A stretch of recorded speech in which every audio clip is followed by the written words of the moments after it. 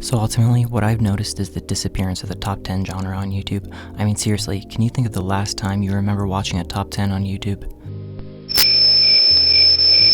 Exactly. It feels like the last time I was ever recommended a top 10 was in 2020, scrolling through my phone, at home, bored, unable to do anything outside, when all of a sudden you get recommended a top 10 things to do during COVID-19 video.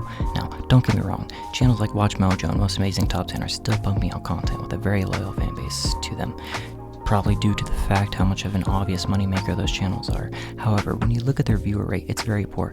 Now, I'm not going to speculate on why this is. It's not like there's some crazy reason why top 10 channels did fall out of the mainstream, but the main reason I would say that top channels did fall from relevance is you can only watch a rehashed version of the same type of video with the same facts on a channel who is repeating the same subject of video you had just seen on a different top 10. Point is, it gets boring. People ultimately moved onto what you might ask, well, icebergs. And I'm not talking about the things in the sea that are slowly melting and will eventually cause the world to flood.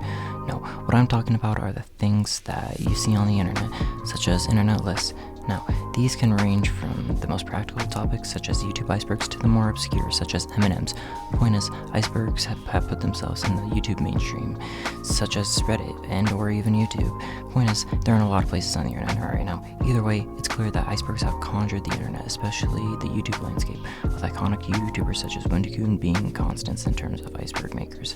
With them being so iconic, I've seen icebergs just on Wendigoon and other YouTubers alone, just in the making of this video, along with that other YouTubers such as Nick Rowley being constants on the YouTube iceberg chart community. Now, why is it that iceberg charts are so popular on YouTube and the internet overall? Well, first, it brings out the curiosity in people. I mean, seriously, just seeing the little sentences in an iceberg video can be very entertaining to learn and discover. Second, I think that people overall just like sitting down, listening to some interesting facts in a newer, longer way compared to the old genre of top 10s. And finally, it just comes down to relevance. As I mentioned, trends come and go, and in lots of respects, the top 10 genre was a trend that a lot of people seemingly forgot about and was eventually replaced by iceberg-themed videos. And I'm sure in around 1 to 2 years, we'll see a slow but surely irrelevance of iceberg videos on YouTube and or the internet overall.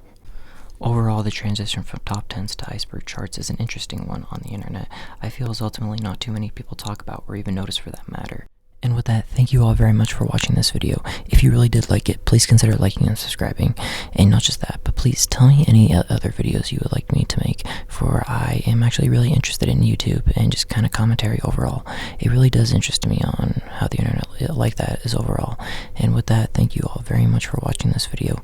Please consider liking and subscribing to kind of let me know, to kind of tell me, hey, what I can do in the future to kind of make this channel better. And with that, thank you all very much and have a great day.